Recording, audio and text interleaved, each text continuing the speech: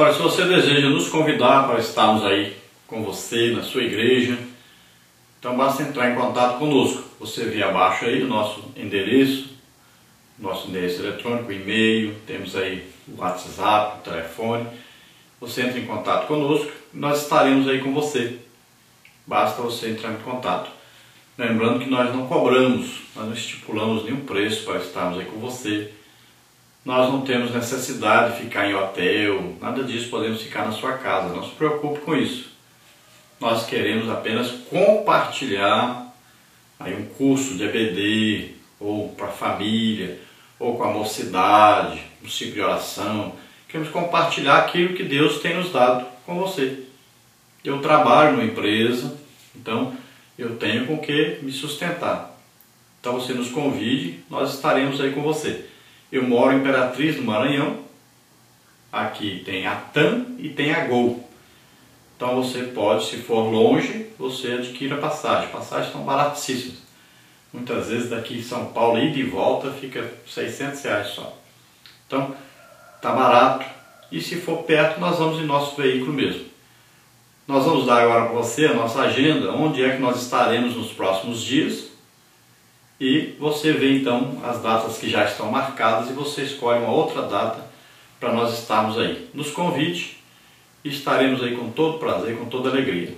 Todo lugar que nós vamos, Jesus tem salvado almas, tem curado muita gente. Tem lugar que é 30 pessoas curadas.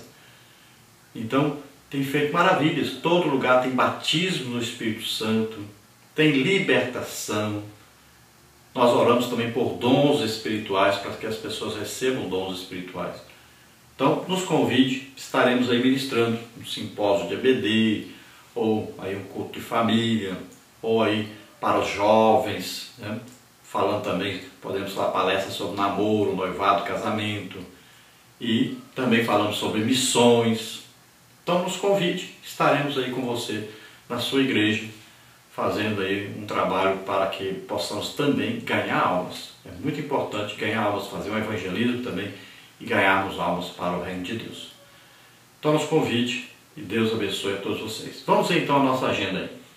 Nós temos marcado aí dia 21 agora, lá na Grota do Meio aqui, Tocantins, pertinho de Imperatriz aqui. Vamos dar uma palestra aí sobre namoro, noivado e casamento. Vai ser às 14h30, 2h30 da tarde. 14h30, então, Grota do Meio, Tocantins. Dia 27 e 28 desse mês, agora, daqui a 2 semanas, então nós estaremos aí em Guarulhos, São Paulo, um congresso de mocidade e um simpósio de EBD, no setor 19 aí do pastor José Wellington Costa Júnior. Então esteja aí conosco em Guarulhos, São Paulo, 27 e 28 do 6. Depois, nos dias 4 e 5 do 7 de julho, estaremos aí em São Luís, no Maranhão, um simpósio de EBD, pregação, lá na Assembleia de Deus da área 91. Depois, nos dias 11 e 12 de julho, de 7 aí, estaremos em Paraupebas, Pará, um simpósio de EBD. Depois, nos dias 15 e 16 de agosto, estaremos em Marabá, no Pará, uma festa de mocidade. Depois, nos dias 8 e 9 de agosto, estaremos em Dourados, Mato Grosso, a festa lá da EBD. Dia 20 de 8 de 2015, estaremos em São Luís, na formatura da minha filha, lá formando pela UFMA, farmácia. Aí do dia 22 ao dia 23 do 8, estaremos aí em Ananindeua, Pará, um simpósio de EBD e de família também. Dia 19 e dia 20, nós estaremos aí em Belo Monte, no Pará, um simpósio de EBD. Dias 25 e 26 e 27 do 9, estaremos aí em Araguaína, Tocantins, um congresso de EBD. Nos dias 14 e 15 de novembro, nós estaremos aí em Peritoró, Maranhão, uma festa de família e de EBD. Dia 21 e 22 do 11 de novembro, então, nós estaremos em Breves, no Pará, uma ilha, né, uma festa lá de mocidade. E para o ano que vem nós temos marcado apenas aí 4 e 5 do 6 em Hortolândia, São Paulo, uma festa de jovens lá na Assembleia de Deus, Ministério Belém. Vamos então agora ao nosso questionário. Então, questionário da lição 12, a morte de Jesus. Segundo trimestre de 2015. Jesus, o homem perfeito. o Evangelho de Lucas, o médico amado. Comentarista, pastor José Gonçalves. Vamos ver então a primeira pergunta aí dentro do textual. Lembrando que aqui nos vídeos nós trazemos já as frases completas e já as respostas verdadeiras, somente as respostas verdadeiras. Em nosso site, como você vê embaixo aí, em outros sites também, você encontra aí o questionário com as frases para serem completadas e também as perguntas têm respostas verdadeiras e falsas. Então aqui nos vídeos está tudo resolvido já. Vamos aí dentro do textual então para a primeira pergunta para completar. E clamando Jesus com grande voz disse: Pai, nas tuas mãos entrego o meu espírito. E havendo dito isto, expirou. Dentro da verdade prática, a segunda pergunta aí para completar. Jesus não morreu como mártir ou herói, mas como salvador da humanidade. Na parte número 1 aí, as últimas advertências e recomendações, pergunta número 3. Como era a aflição interior dos discípulos? Sabendo que era chegada a sua hora, Jesus trata de dar as últimas advertências e recomendações aos seus discípulos. Todos os evangelistas registram a advertência que Jesus fez a Pedro. Pode ver em Mateus 26, Marcos 14, Lucas 22 e João 13. Faltava pouco para o mestre ser preso, e tanto ele quanto os seus discípulos iriam passar por um conflito interior sem precedentes. Daí a necessidade de estarem preparados espiritualmente para este momento. Pedro é avisado de que Satanás o queria peneirar. No Monte das Oliveiras, pouco antes da sua prisão, ele advertiu a todos sobre a necessidade da oração para suportar as provações que se avizinhavam. Podemos falhar e muitas vezes falhamos, entretanto, não é por falta de aviso. Pergunta número 4.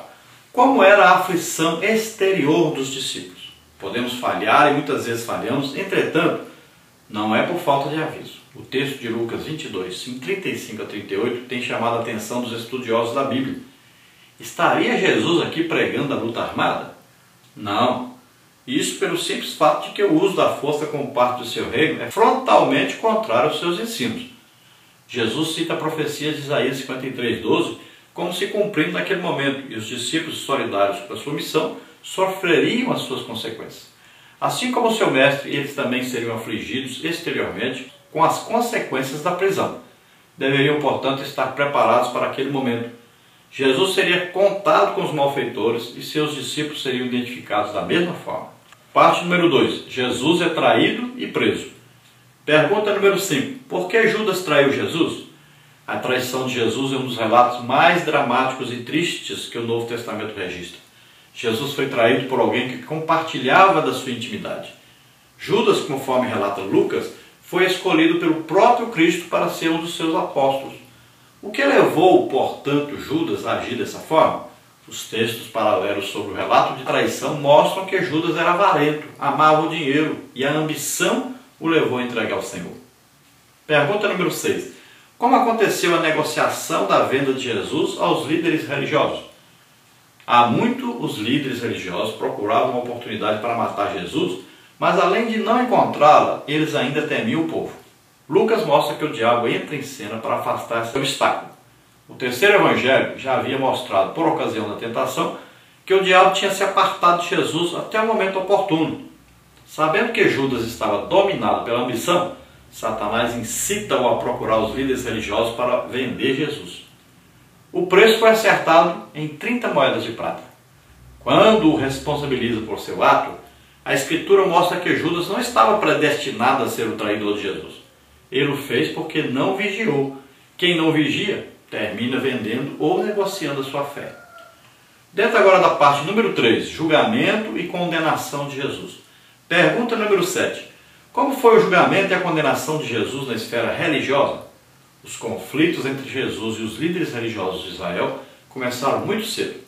As libertações, as curas e a autoridade com que transmitia a palavra de Deus fez com que as multidões passassem a seguir Jesus.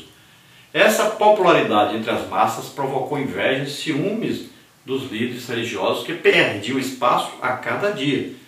Para esses líderes, alguma coisa deveria ser feita e com esse intuito reuniu o Sinédrio. A decisão foi pela morte de Jesus.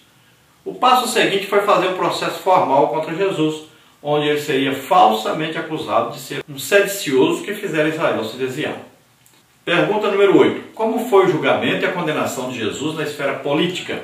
Para os líderes religiosos, Jesus era um herege acusado de ter blasfemado e que deveria ser tirado de cena a qualquer custo, mesmo que fosse a morte. Todavia, Israel, nos dias de Jesus, estava sob a dominação romana e os líderes judeus não poderiam conquistar o seu intento sem a aprovação do império. Lucas deixa claro que a acusação dos líderes judeus feita a Jesus era tríplice: desviar a nação, proibir os judeus de pagar imposto a Roma e afirmar que ele, e não César, era rei. Jesus foi acusado de sedição. Desviar os judeus de sua fé não era um crime para Roma, mas a sedição, fazer o povo se levantar contra o império, era. Jesus, portanto, estaria levando os seus discípulos a uma revolta política. Os romanos não toleravam nenhuma forma de levante contra o Estado e estipulavam para esse tipo de crime a pena capital. Parte número 4. A crucificação e a morte de Jesus.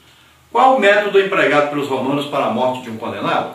A pena capital imposta pelo Império Romano aos condenados se dava através da crucificação. Os pesquisadores são unânimes em afirmar que essa era a mais cruenta e dolorosa forma de execução.